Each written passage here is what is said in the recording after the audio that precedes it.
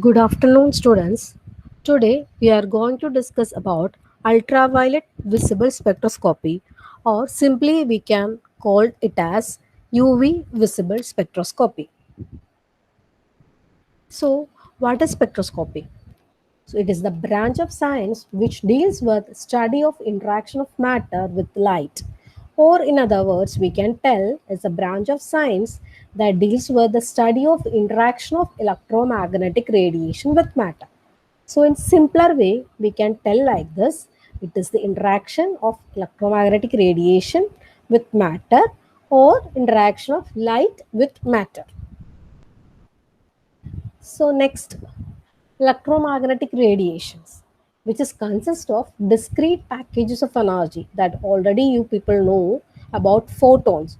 So, this discrete packages of energy is called as photons, and each photon is consist of an oscillating electric field as well as oscillating magnetic field, which were found to be perpendicular to each other. So, photons consist of electric field as well as magnetic field, which were found to be perpendicular to each other. That phenomena is clear from this picture. There is a source, and magnetic field as well as electric field were moving in the form of a wave, which were found to be perpendicular to each other. Next, electromagnetic radiation. How we will denote this electromagnetic radiation? What is its unit, etc. So, firstly, we can term frequency, which is denoted by mu, and which is the number of times electric field radiations oscillates in 1 second. So, how many oscillations were observed in 1 second? The unit is hertz, and 1 hertz is equal to 1 cycle per second. Next is wavelength. It is the distance between two nearest parts of the wave in the same phase. Simply, we can tell like this: it is the distance between two nearest crest or troughs. If you are seeing this figure, it is clear. The wavelength is distance between these two peaks, peak heights, or distance between these two area. Or we can tell the height as amplitude. Now we are going to see about the relation between wavelength and frequency. So C is equal to mu lambda. Photon is subjected to energy. So this also we know energy is equal to h nu. So h nu, the term nu we can replaced by hc divided by lambda. So h is the Planck's constant. These are the list of electromagnetic spectra. So, which is starting from gamma rays, X rays, UV, visible, IR, microwave, as well as radio waves. So, if you're seeing the gamma ray waves having the least wavelength of 10 raised to minus 13, whereas radio waves having the highest wavelength of about 10. When moving to the frequency, gamma ray is having the highest frequency of about 10 to the power 21, whereas radio waves having the least frequency of about 10 to the power 7. So we can conclude like this: the wavelength is inversely proportional to frequency, and the electromagnetic spectra, which is having lower wavelength, that is having the highest frequency, and vice versa. Now moving to the visible spectra. We all know what is happening when a white light is passing through a prism. It is getting splitted into 7 colors: red to violet. So, based on the wavelength, which is starting from 400 to 800, these were arranged. So, basically, the visible energy or visible spectra ranges from 400 nanometer to 800 nanometer, in which each color is having different wavelengths. Next, we are going to see about the principles of spectroscopy. The first one, the principle basically based on the measurement of spectra of a sample which containing atoms of molecule. So this one only, which is giving a spectrum, which is based on the sample which is containing atoms and molecules. That's what we are telling, which is the interaction between light with the matter. Next point is the spectrum is a graph. Spectrum is a graph which is giving a intensity of absorbed or emitted radiation versus frequency or wavelength of the radiation absorbed or emitted. So which is a graph which is giving a x-axis will be the absorbed or emitted radiation, and the y-axis will be the intensity of frequency or wavelength, etc. Next term is a spectrometer or spectrophotometer. It is an instrument which is designed to measure the spectrum of a compound. So basically from this instrument only we are getting the various spectra of a particular molecule or a compound. Next, principles of spectroscopy. Basically, the spectroscopy is based on two things. That is, first is absorption, another one is emission. What is absorption? We all know absorption means it is absorbing some kind of energy or light. So it is an analytical technique which is concerned with the measurement of absorption of electromagnetic radiation.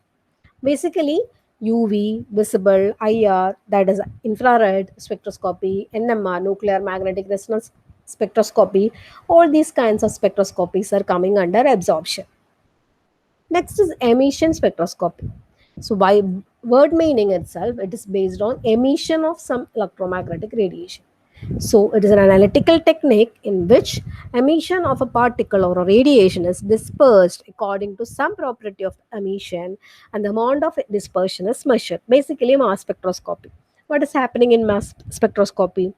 The compound is attaining or getting absorbed by some kind of energy or radiation, and based on that, the molecule is getting dissociated or splitted into various ions. So basically, we are getting the mass of each ions which is emitted from the starting or parent molecule. Now we are going to see about the interaction of electromagnetic radiation with matter. Basically there are three kind of interactions are occurring with the electromagnetic radiation as well as with the matter. First is electronic energy, next is vibrational energy, and third is rotational energy. So in electronic energy, if you are seeing room temperature, the molecules will be in the lowest energy levels, which we can denote it as E0. But when this molecule is absorbing kind of energy, UV visible light from the electromagnetic radiation, the outermost orbital or bond of or lone pair of the electron is getting promoted towards higher energy levels, which is termed as E1, E2, En, etc. So that we are calling as electronic transition. So when a molecule or a compound is getting energy, it is getting shifted from its lower ground energy level state to its higher energy level state. So the change in energy will be h nu, that is the difference between highest energy level En minus the lowest energy level E0, and will be 1, 2, 3, that is first level, second level, third level, etc. Next is vibrational energy. This is actually lesser than the electronic energy level. So what is happening when an IR radiation is getting absorbed, a particular molecule is getting absorbed with IR radiation, the molecules are getting excited from one vibrational energy level to another, and or it is getting vibrated. Okay, getting it, the molecule is getting or atoms getting vibrated according to the intensity of the incident radiation.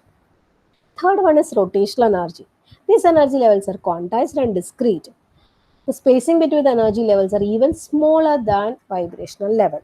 So if you are seeing rotational, vibrational, electronic levels, the electronic level having the highest energy state followed by vibrational level as well as rotational level.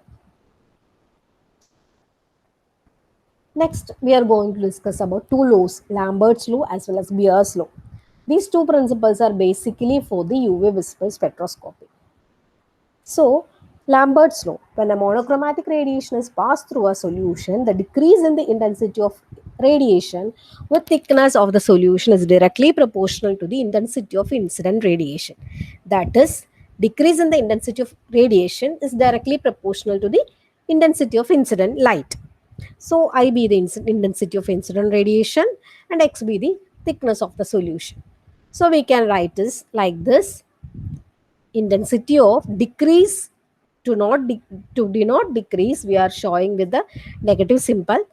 Decrease in intensity of incident radiation di by dx is equal directly proportional to the intensity of incident radiation. We are solving with this equation, and finally we are getting log by I 0 by I is equal to absorbance, that is A. In this k by 2.303, that is a constant, it is called as absorption coefficient.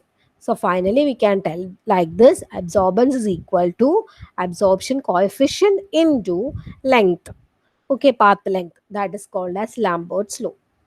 Then after that, Beer's law came into picture.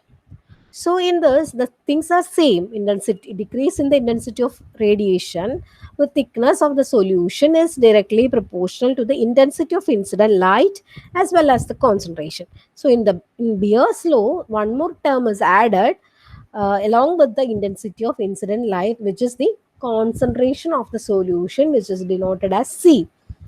Similar to the previous one, we are solving this equation: minus di by dx directly proportional to concentration into intensity of incident radiation. We are getting log I0 by I is equal to A, that is absorbance. Like previously, K by 2.303 is equal to E, that is the molar extinction coefficient.